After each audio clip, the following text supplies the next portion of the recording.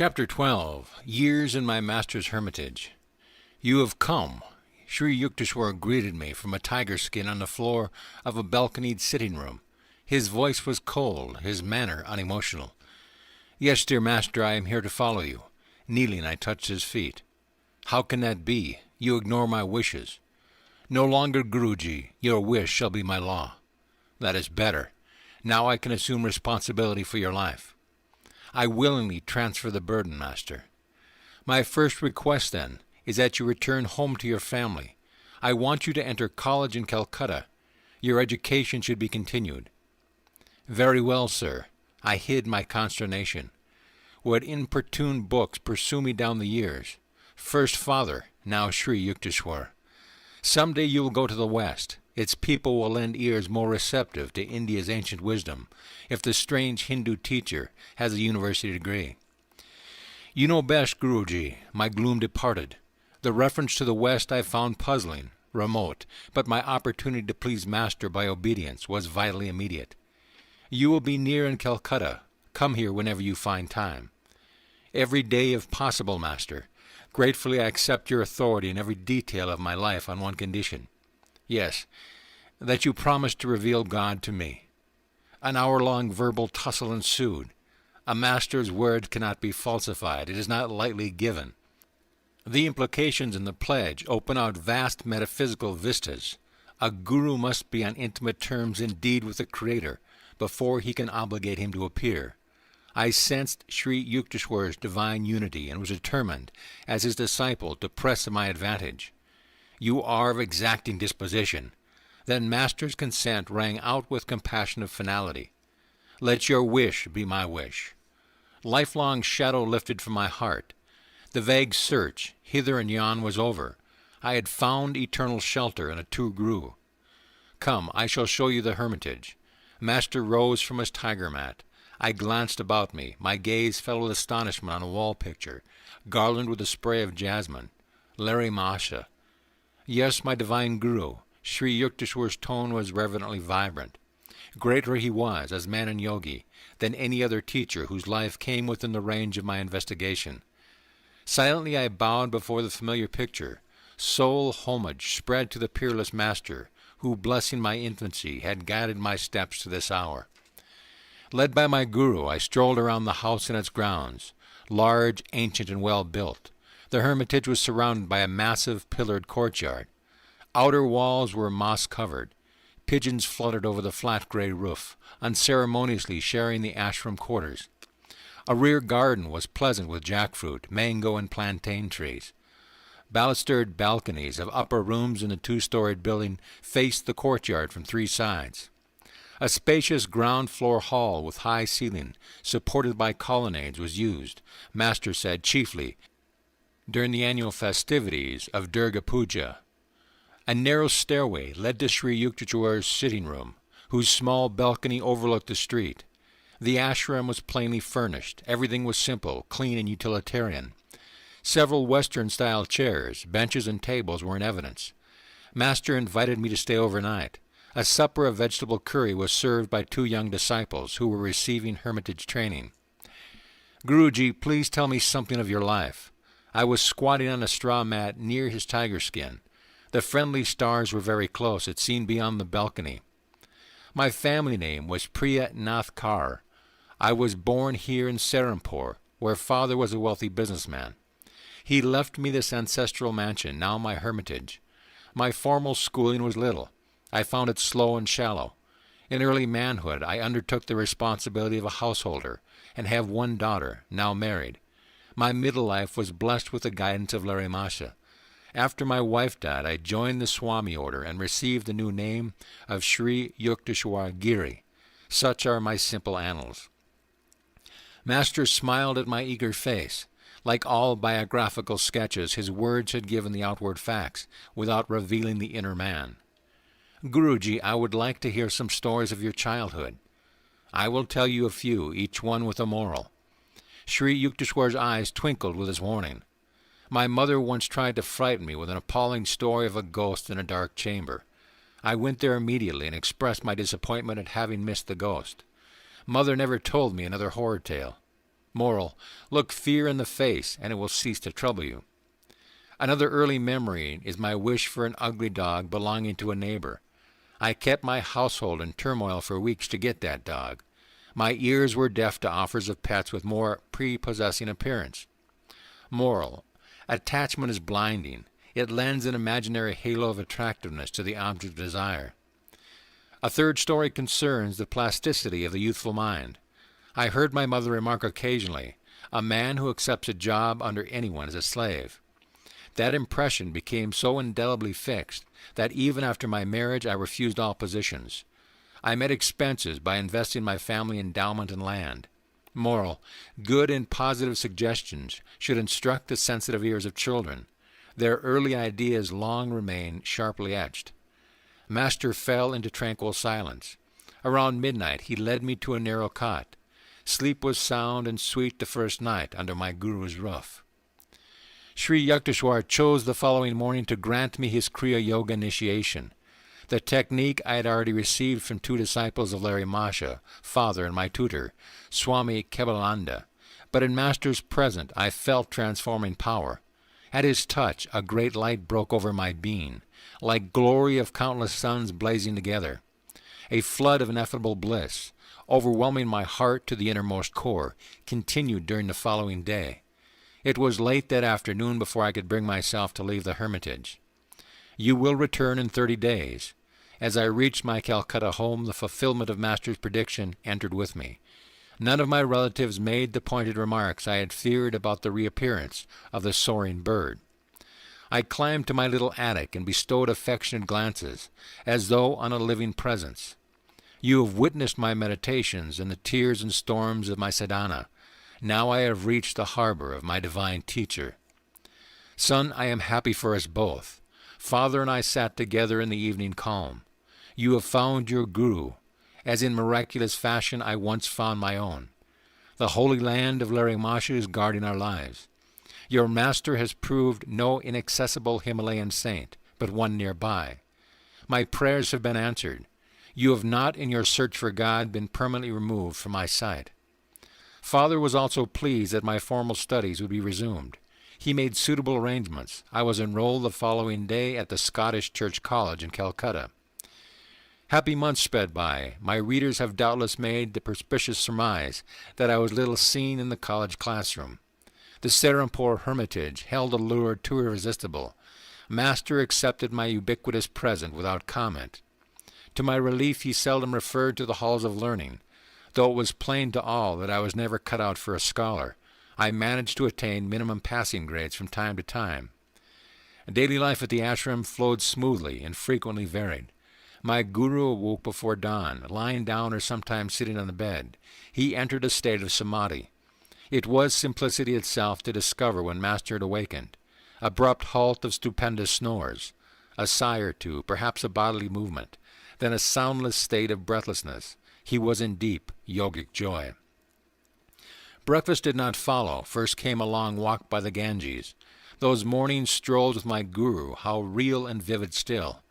In the easy resurrection of memory, I often find myself by his side, the early sun and warming the river. His voice rings out, rich with the authenticity of wisdom. A bath, then the midday meal. Its preparation, according to Master's daily direction, had been the careful task of young disciples. My guru was a vegetarian. Before embracing monkhood, however, he had eaten eggs and fish. His advice to students was to follow any simple diet which proved suited to one's constitution. Master ate little, often rice colored with turmeric or juice of beets or spinach, and lightly sprinkled with buffalo ghee or melted butter. Another day he might have lentil dal, or chana juri with vegetable. For dessert, mangoes or oranges with rice pudding or jackfruit juice. Visitors appeared in the afternoon. A steady stream poured from the world into the hermitage tranquility. Everyone found in Master an equal courtesy and kindness.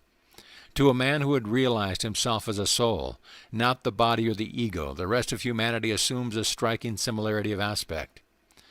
The impartiality of saints is rooted in wisdom. Masters have escaped Maya.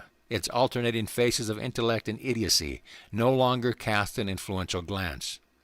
Sri Yukteswar showed no special consideration to those who happened to be powerful or accomplished. Neither did he slight others for their poverty or illiteracy.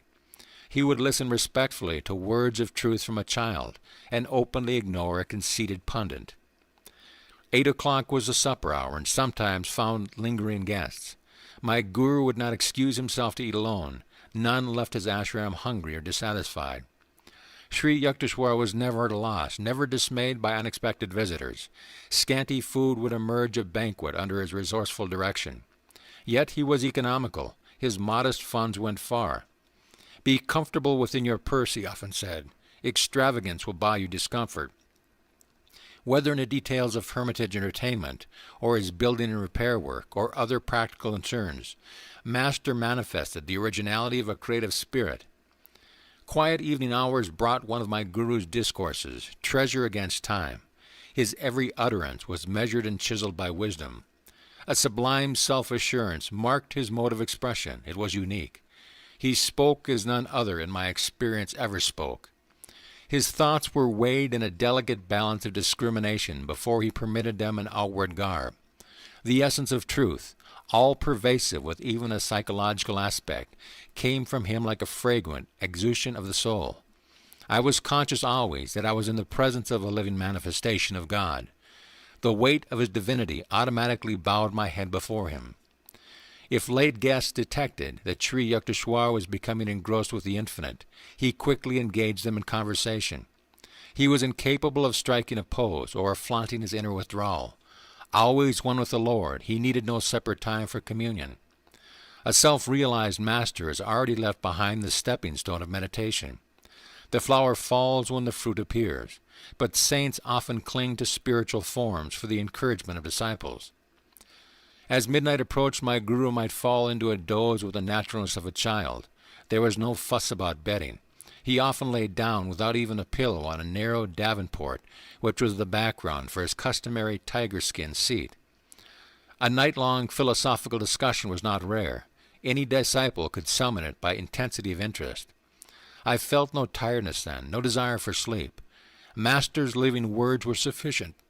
Oh, it is dawn, let us walk by the Ganges. So ended many of my periods of nocturnal edification. My early month with Sri Yukteswar culminated in a useful lesson, how to outwit a mosquito. At my home, my family always used protective curtains at night. I was dismayed to discover that in the Serampore hermitage this prudent custom was honored in the breach. Yet the insects were in full residency. I was bitten from head to toe. My guru took pity on me. Buy yourself a curtain, and also one for me, he laughed and added. And if you buy only one for yourself, all mosquitoes will concentrate on me. I was more than thankful to comply. Every night that I spent in Serampore, my guru would ask me to arrange the bedtime curtains. The mosquitoes one evening were especially virulent. My master failed to issue his usual instructions. I listened nervously to the anticipatory hum of the insects. Getting into bed, I threw a proprietary prayer in their general direction. A half-hour later, I coughed pretentiously to attract my guru's attention. I thought I would go mad with the bites, and especially the singing drone of the mosquitoes celebrated bloodthirsty rites. No responsiveness stirred from Master. I approached him cautiously. He was not breathing. This was my first observation of him in the yogic trance. It filled me with fright. His heart must have failed. I placed a mirror under his nose. No breath vapor appeared. To make doubly certain, for minutes I closed his mouth and nostrils with my finger. His body was cold and motionless. In a daze I turned toward the door to summon help. So, a budding experimentalist, my poor nose. Master's voice was shaky with laughter. Why don't you go to bed? Is the whole world going to change for you? Change yourself. Be rid of the mosquito consciousness. Meekly I returned to my bed. Not one insect ventured near. I realized that my guru had previously agreed to the curtains only to please me. He had no fear of mosquitoes. His yogic power was such that he either could will them not to bite, or could escape to an inner invulnerability. He is giving me a demonstration, I thought. This is the yogic state I must strive to attain. A yogi must be able to pass into and continue in the superconsciousness, regardless of multitudinous distractions never present from this earth. Whether in the buzz of insects or the pervasive glare of daylight, The testimony of the senses must be barred. Sound and sight come then indeed, but to worlds fairer than the banished Eden. The instructive mosquito served for another early lesson at the ashram. It was the gentle hour of dusk. My guru was matchlessly interpreting the ancient text. At his feet I was in perfect peace. A rude mosquito entered the idol and competed for my attention. As it dug a poisonous hypodermic needle into my thigh, I automatically raised an avenging hand. Reprieve from impending execution. An opportune memory came to me of one of Patanjali's yoga aphorisms, that on ashima, harmlessness. Why didn't you finish the job? Master, do you advocate taking life? No, but the death blow already had been struck in your mind. I don't understand. Patanjali's meaning was that the removal of desire to kill. Sri Yukteswar had found many mental processes an open book. This world is inconveniently arranged for a literal practice of ahimsa. Man may be compelled to exterminate harmful creatures. He is not under similar compulsion to feel anger or animosity. All forms of life have equal right to the air of Maya. The saint who uncovers the secret of creation will be in harmony with its countless bewildering expressions. All men may approach that understanding who curb the inner passion for destruction. Guruji, should one offer himself to a sacrifice rather than to kill the wild beast? No. Man's body is precious. It has the highest evolutionary value because of unique brain and spinal centers. These enable the advanced devotee to fully grasp and express the loftiest aspects of divinity. No lower form is so equipped. It is true that one incurs the debt of a minor sin if he is forced to kill an animal or any living being. But the Vedas teach that wanton loss of human body is a serious transgression against the karmic law. I sighed in relief. Scriptural reinforcement of one's natural instinct is not always forthcoming. It so happened that I never saw Master at close quarters with a leopard or a tiger, but a deadly cobra once confronted him, only to be conquered by my Guru's love. This variety of snake is much feared in India, where it causes more than 5,000 deaths annually. The dangerous encounter took place at Puri, where Sri Yukteswar had a second hermitage, charmingly situated near the Bay of Bengal. Prafulla, a young disciple of later years, was with Master on this occasion. We were seated outdoors near the ashram, Prafulla told me. A cobra appeared nearby, a 4-foot length of sheer terror. Its hood was angrily expanded as it raced toward us. My guru gave a welcoming chuckle, as though to a child. I was beside myself with consternation to see Master engage in a rhythmical clapping of hands. He was entertaining the dread visitor. I remained absolutely quiet, inwardly ejaculating what fervent prayers I could muster. The serpent, very close to my guru, was now motionless, seemingly magnetized by his caressing attitude. The frightful hood gradually contracted.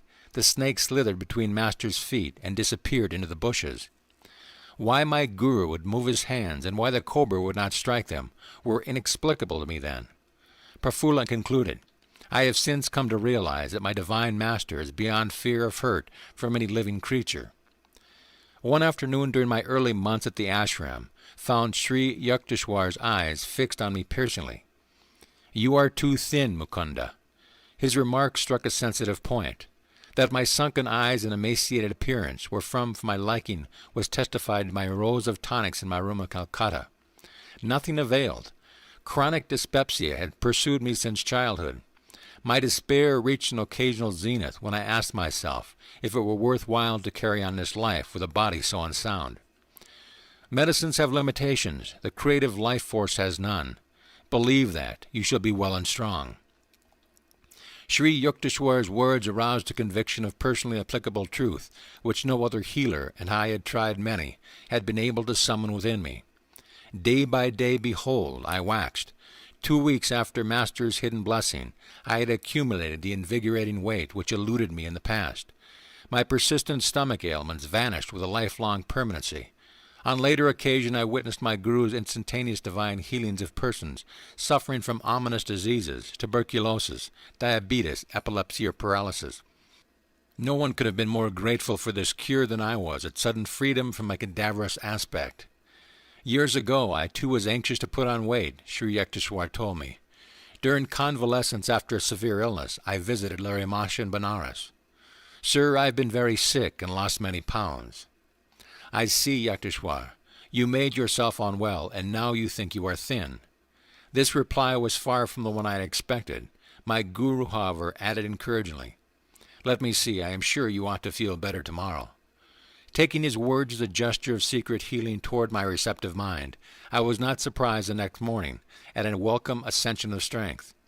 I sought out my master and exclaiming exultingly, Sir, I feel much better today. Indeed, today you invigorate yourself. No, master, I protested, it was you who helped me. This is the first time in weeks that I've had any energy. Oh yes, your malady has been quite serious. Your body is frail yet. Who can say how it will be tomorrow? The thought of possible return of my weakness brought me a shudder of cold fear. The following morning I could hardly drag myself to Larry Masha's home. Sir, I am ailing again.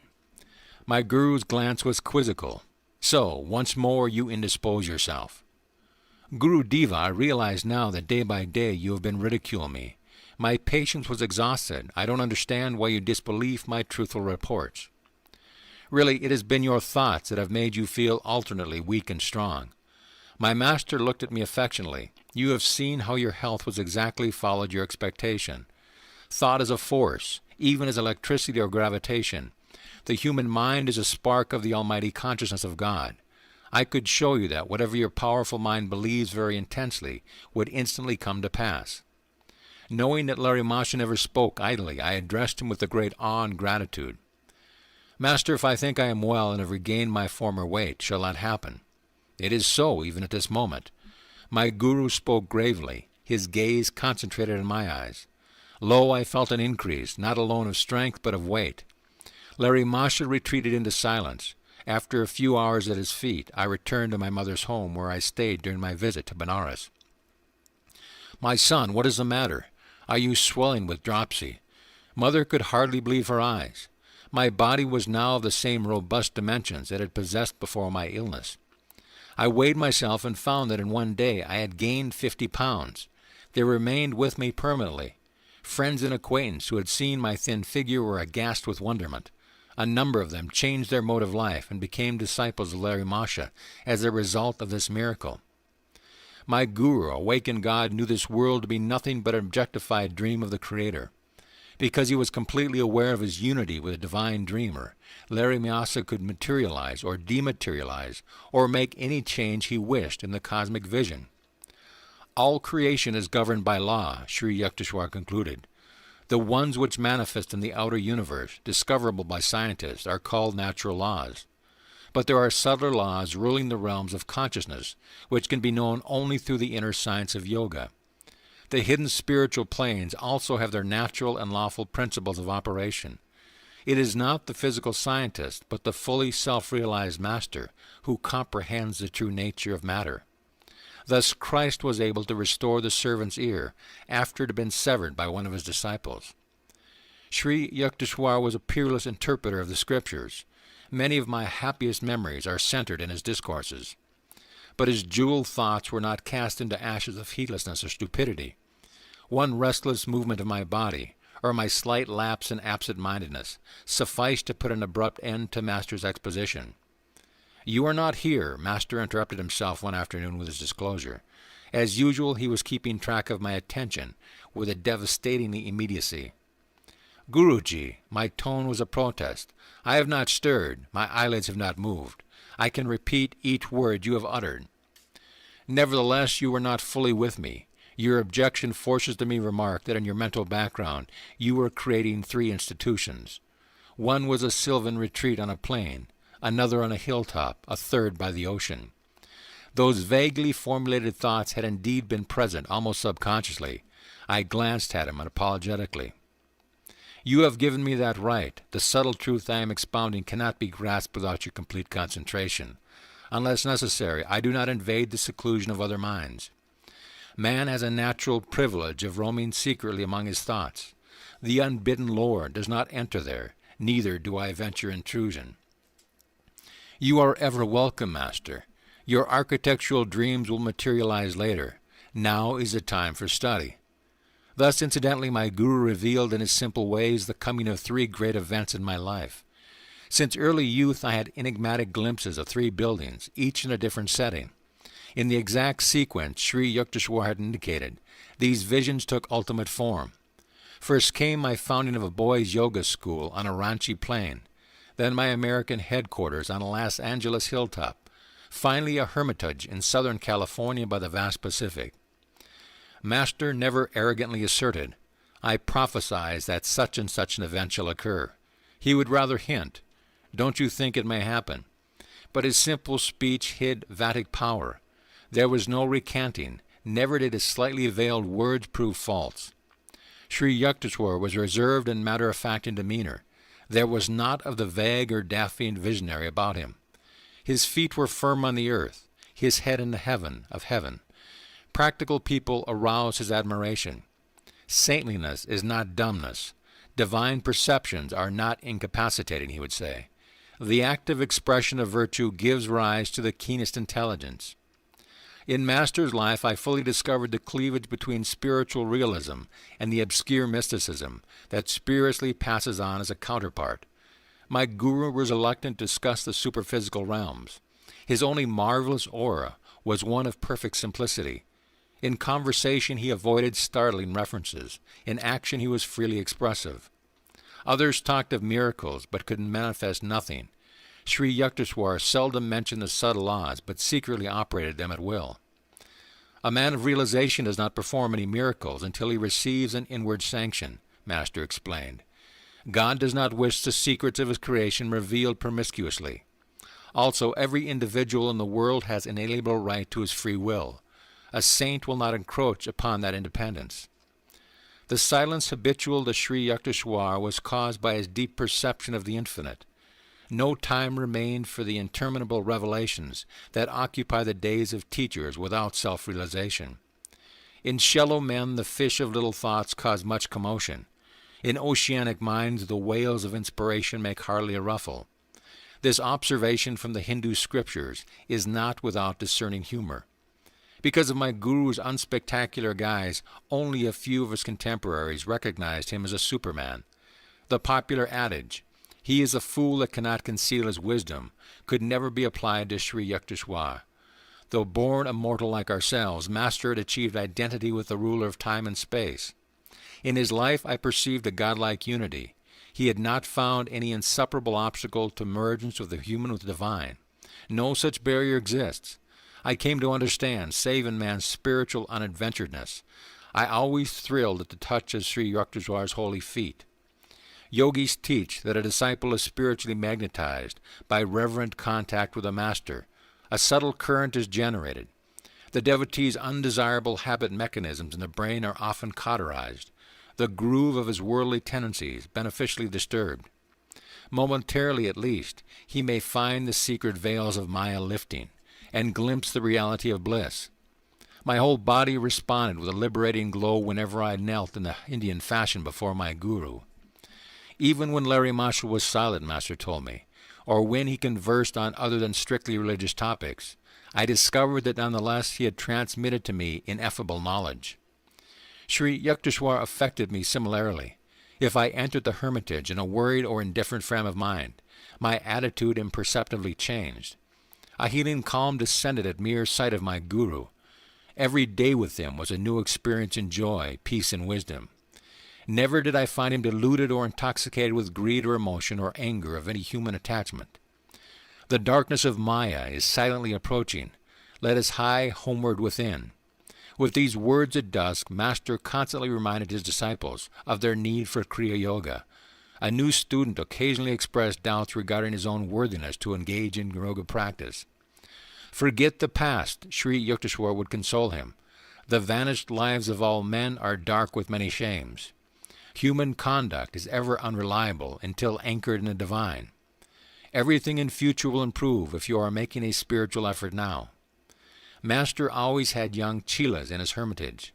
Their spiritual and intellectual education was his lifelong interest. Even shortly before he passed on, he accepted for training 2 6-year-old boys and 1 youth of 16. He directed their minds and lives with a careful discipline in which the word disciple is etymologically rooted. The ashram residents loved and revered their guru, A slight clap of his hand sufficed to bring them eagerly to his side. When his mood was silent and withdrawn, no one ventured to speak. When his laugh rang joyfully, children looked upon him as their own.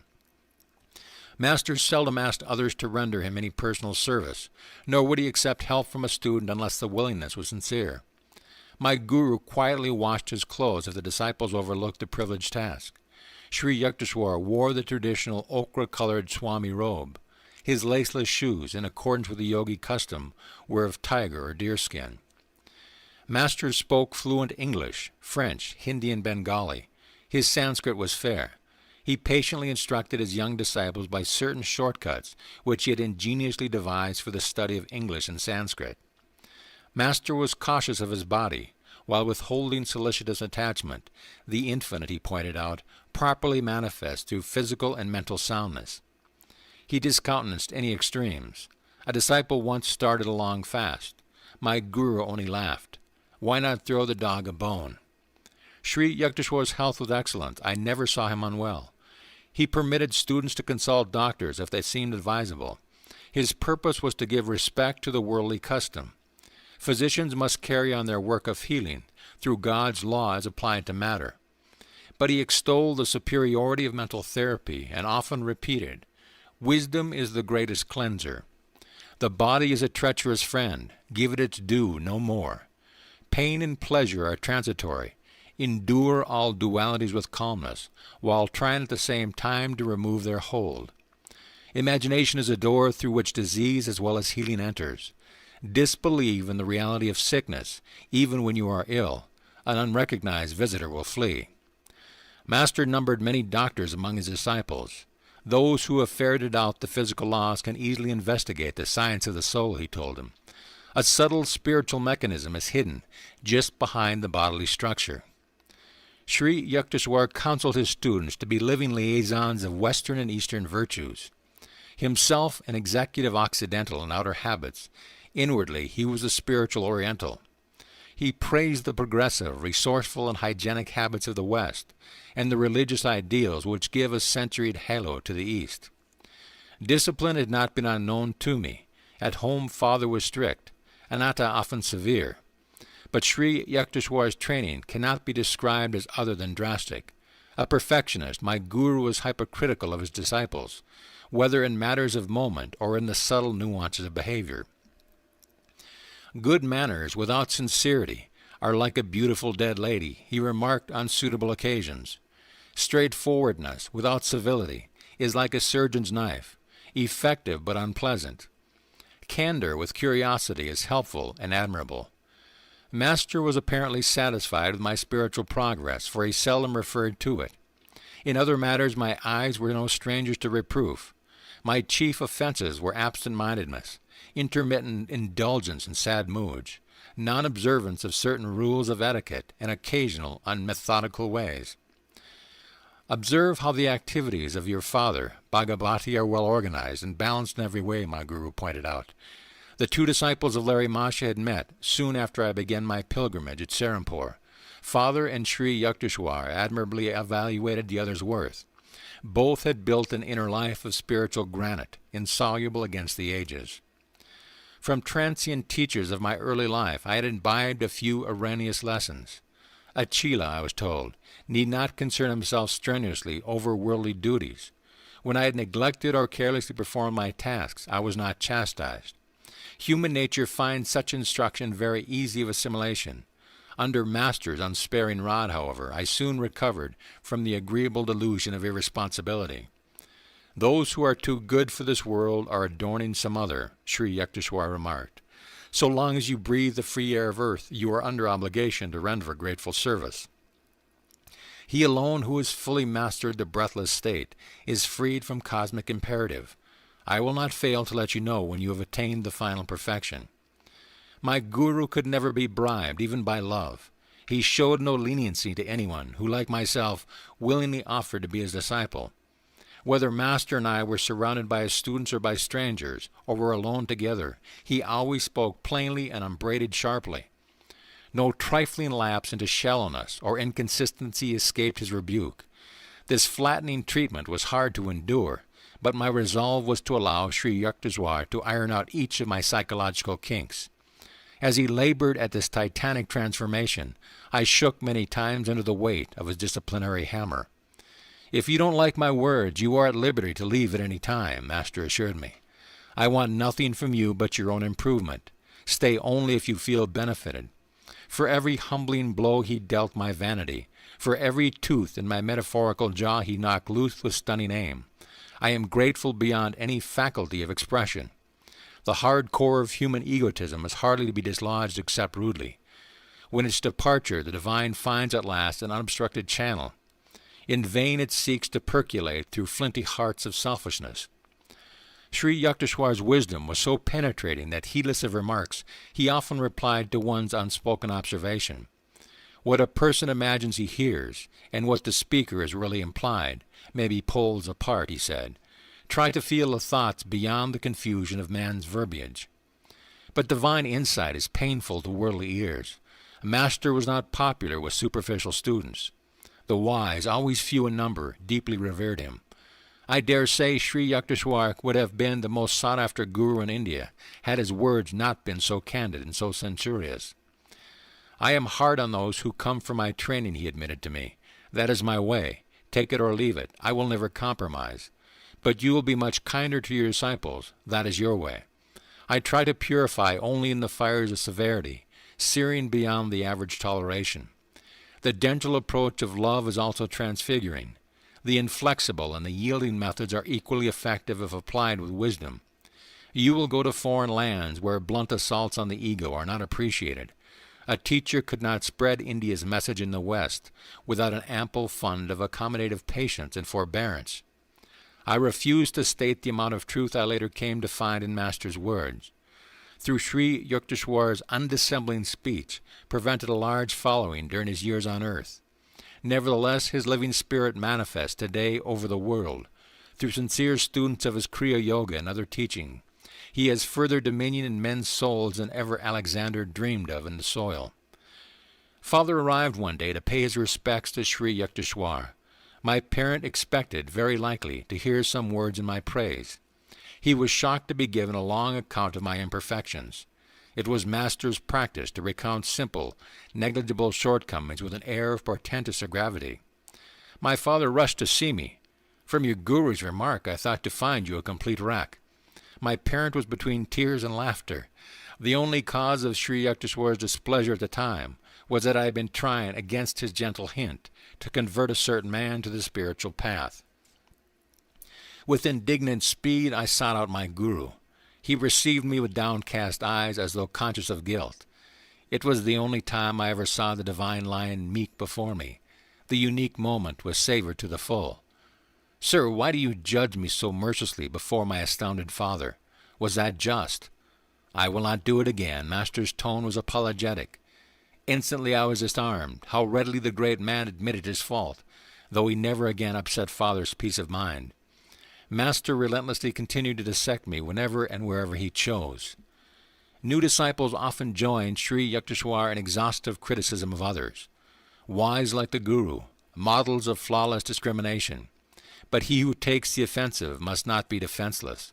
The same carping students fled precipitously as soon as Master publicly unloosed in their direction a few shafts from his analytical quiver.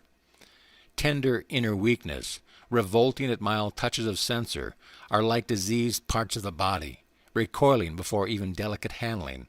This was Sri Yukteswar's amused comment on the flighty ones. There are disciples who seek a guru made in their own image. Such students often complain that they did not understand Sri Yukteswar. "Neither do you comprehend God," I retorted on one occasion. "When a saint is clear to you, you will be one.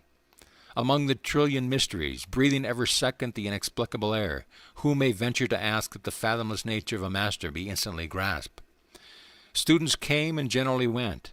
Those who craved a path of oily sympathy and comfortable recognition did not find it at the Hermitage.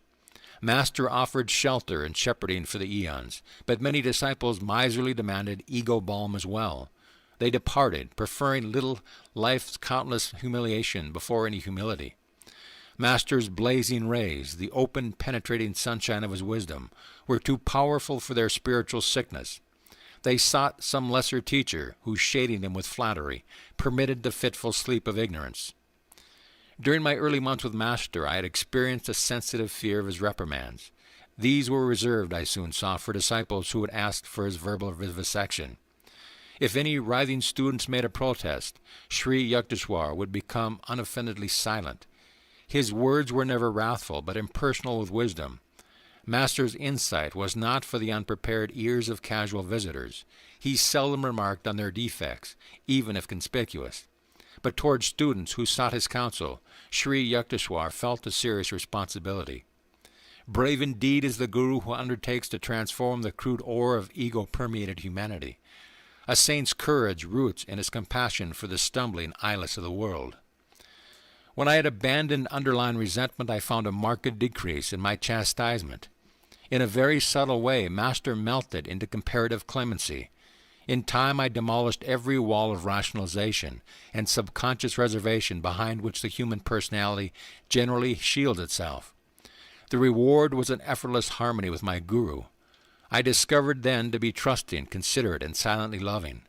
Undemonstrative, however, be bestowed no word of affection. My own temperament is principally devotional.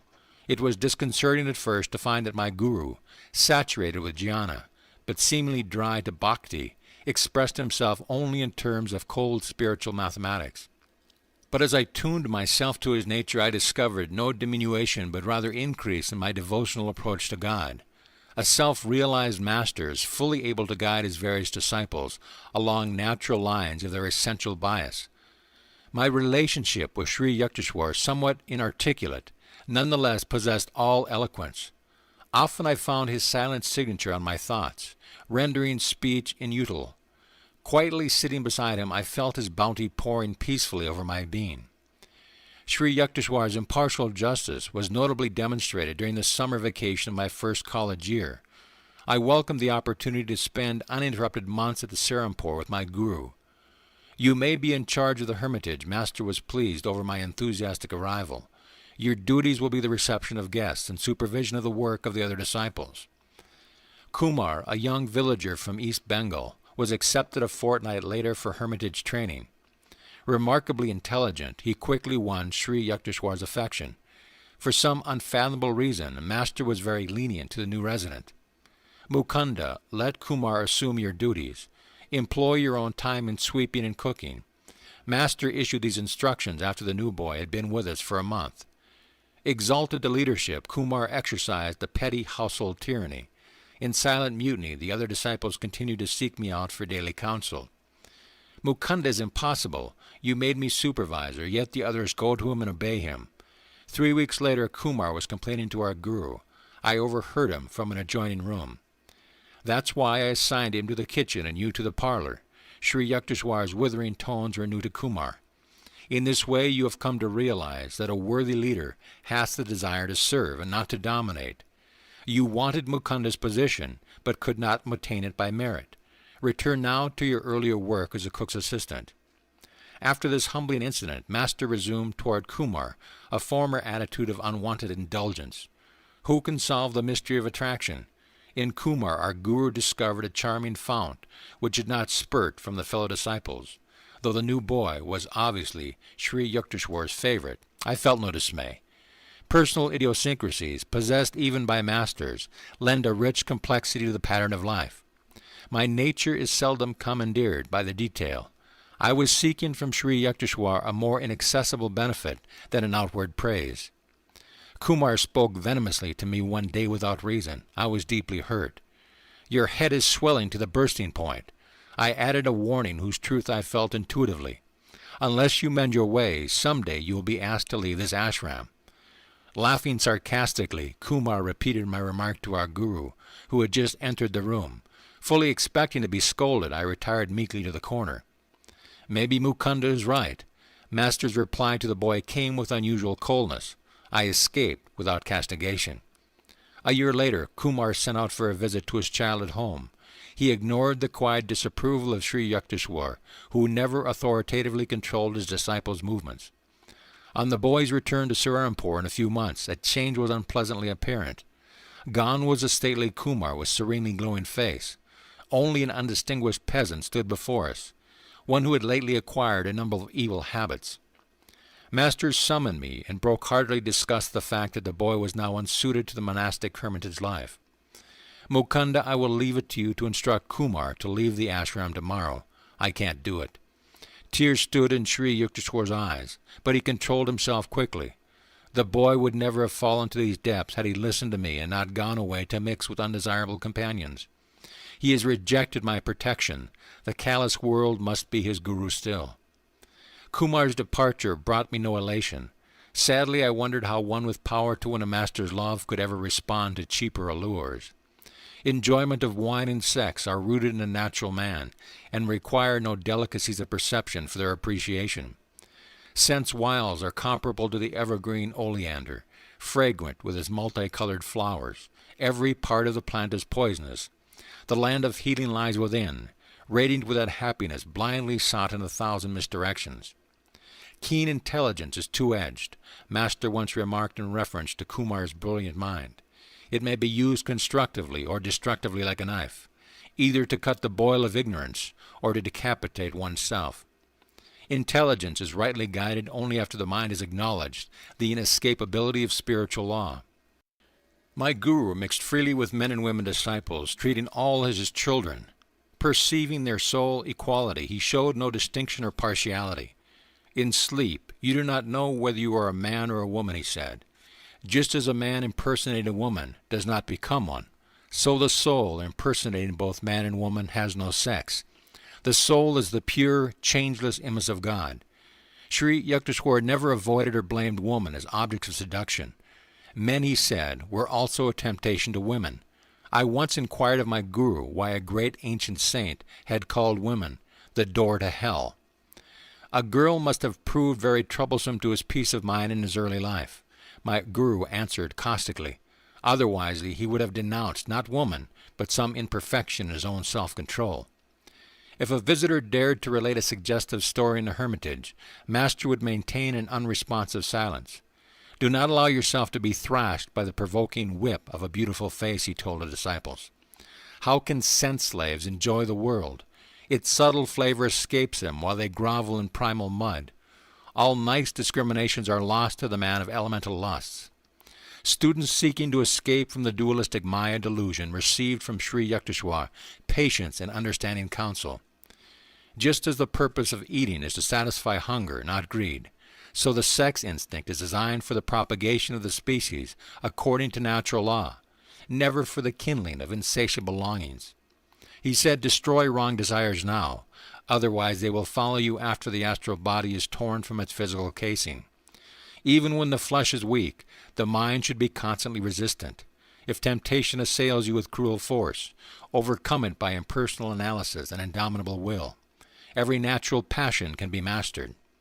Conserve your powers, be like the capacious ocean, absorbing within all the tributary rivers of the senses. Small yearnings are openings in the reservoir of your inner peace, permitting healing waters to be wasted in the desert soil of materialism. The forceful activating impulse of wrong desire is the greatest enemy to the happiness of man. Roam in a world as a lion of self-control. See that the frogs of weakness don't kick you around. The devotee is finally freed from all instinctive compulsions. He transforms his need for human affection into aspiration for God alone. A love solitary becomes omnipresent. Sri Yukteswar's mother lived in the Rana Mahal district of Benares, where I had first visited my guru. Gracious and kindly, she was yet a woman of very decided opinions.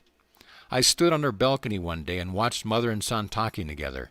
In his quiet, sensible way, Master was trying to convince her about something.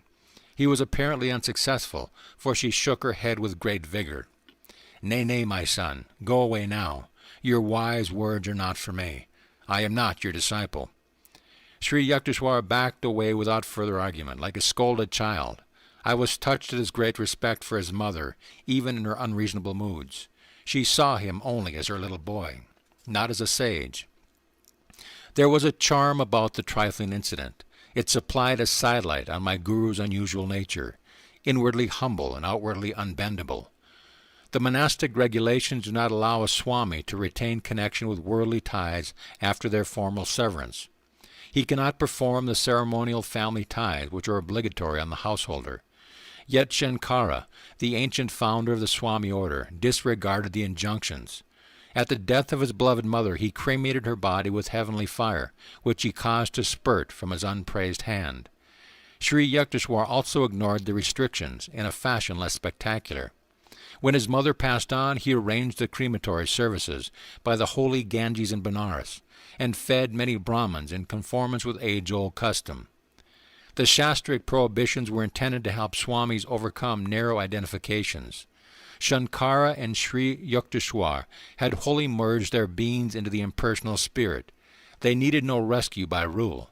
Sometimes, too, a master purposely ignores a canon in order to uphold its principle as superior to and independent of form. Thus Jesus plucked ears of corn on the day of rest. To the inevitable critics he says, "The Sabbath was made for man, and not man for the Sabbath." Outside of the Scriptures, seldom was a book honored by Sri Yukteswar's perusal, yet he was invariably acquainted with the latest scientific discoveries and other advancements of knowledge. A brilliant conversationalist, he enjoyed an exchange of views on countless topics with his guests. My guru's ready wit and rollicking laugh enlivened every discussion. Often grave, Master was never gloomy. To seek the Lord, one need not disfigure his face, he would remark. Remember that finding God will mean the funeral of all sorrows. Among the philosophers, professors, lawyers, and scientists who came to the Hermitage, a number arrived for their first visit with the expectation of meeting an orthodox religionist. A supercilious smile or a glance of amused tolerance occasionally betrayed that the newcomers anticipated nothing more than a few pious platitudes. Yet their reluctant departure would bring an express conviction that Sri Yukteswar had shown precise insight into their specialized field. My guru ordinarily was gentle and affable to his guest. His welcome was given with charming cordiality. Yet inveterate egoists sometimes suffered an invigorating shock. They confronted Master either with frigid indifference or formidable opposition, ice or iron. A noted chemist once crossed swords with Sri Yukteswar. The visitor would not admit the existence of God, inasmuch as science has devised no means of detecting him. So you have inexplicably failed to isolate the supreme power in your test tubes. Master's gaze was stern. I recommended an unheard-of experiment. Examine your thoughts unremittedly for 24 hours. Then wonder no longer at God's absence. A celebrated pundit received a similar joint. With ostentatious zeal, the scholar shook the ashram, rafters with scriptural lore.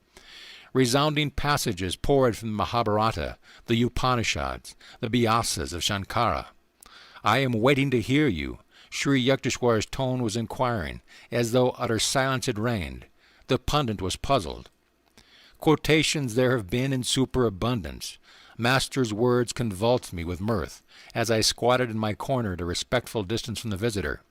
But what original commentary can you supply from the uniqueness of your particular life? What holy text have you absorbed and made your own? In what ways have these timeless truths renovated your nature? Are you content to be a hollow Victrola, mechanically repeating the words of other men? I give up. The scholar's chagrin was comical. I have no inner realization. For the first time, perhaps, he understood that the discerning placement of the comma does not atone for a spiritual coma. These bloodless pendants smell unduly of the lamp, my guru remarked after the departure of the chastened one. They prefer philosophy to a gentle intellectual setting-up exercise.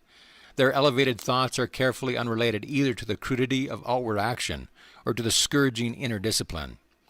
Masters stressed on other occasions the futility of mere book learning. Do not confuse understanding with a larger vocabulary, he remarked. Sacred writings are beneficial in stimulating desire for inward realization. If one stanza at a time is slowly assimilated, continual intellectual study results in vanity and the false satisfaction of an undigested knowledge. Sri Yukteswar relating one of his own experiences in scriptural edification. The scene was a forest hermitage in eastern Bengal, where he observed the procedure of a renowned teacher, Dabru Balav. His method, at once simple and difficult, was common in ancient India. Dabru Balav had gathered his disciples around him in the sylvan solitudes. The holy Bhagavad Gita was open before them. Steadfastly they looked at one passage for half an hour, then closed their eyes. Another half hour slipped by. The master gave a brief comment.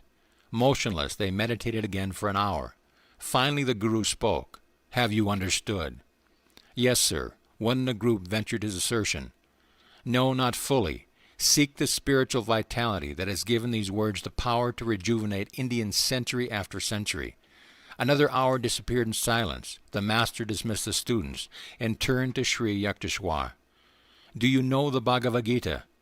"No, sir, not really, though my eyes and mind have run through its pages many times.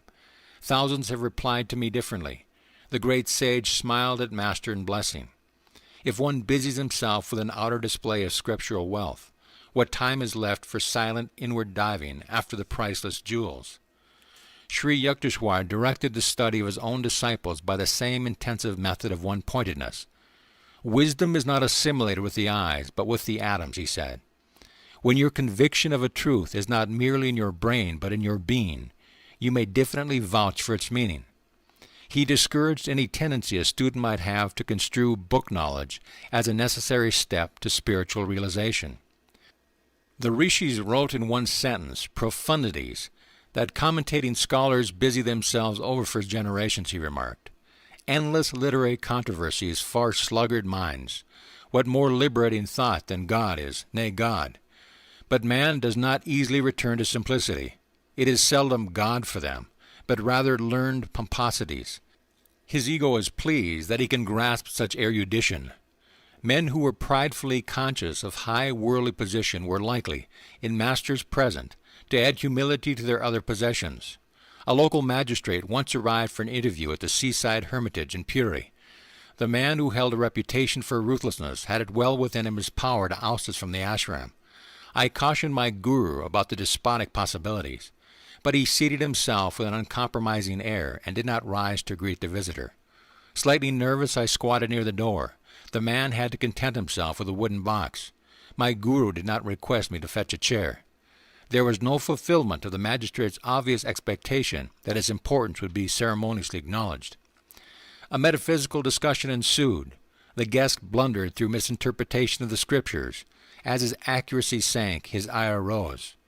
"Do you know that I stood first in the MA examination?" Reason had forsaken him, but he could still shout. "Mr. Magistrate, you forgot that this is not your courtroom." Master replied evenly. "From your childish remarks, I would have surmised that your college career was unremarkable. A university degree, in any case, is not remotely related to Vedic realization. Saints are not produced in batches every semester like accountants." After a stunned silence, the visitor laughed heartily. "This is my first encounter with a heavenly magistrate," he said. Later he made a formal request, couched in the legal terms which were evidently part and parcel of his being, to be accepted as a probationary disciple. My guru personally attended to the details connected to the management of his property. Unscrupulous persons on various occasions attempted to secure possession of master's ancestral land. With determination and even by instigating lawsuits, Sri Yukteswar outwitted every opponent. He underwent these painful experiences from a desire never to be a begging guru or a burden on his disciples. His financial independence was one reason why my alarmingly outspoken master was innocent of the cunnings of diplomacy. Unlike these teachers who have to flatter their supporters, my guru was impervious to the influences, open or subtle, of others' wealth. Never did I hear him ask or even hint for money for any purpose. His hermitage training was given free and freely to all disciples. An insolent court deputy arrived one day at the Serampore ashram to serve Sri Yukteswar with a legal summons. A disciple named Kani and myself were also present. The officer's attitude toward master was offensive. "I will do you good to leave the shadows of your hermitage and breathe the honest air of a courtroom."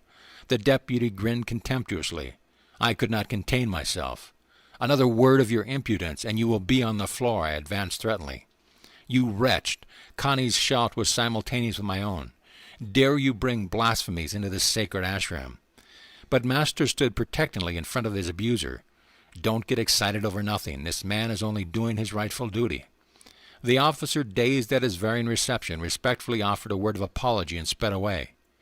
Amazing it was to find that a master with such a fiery will could be so calm within.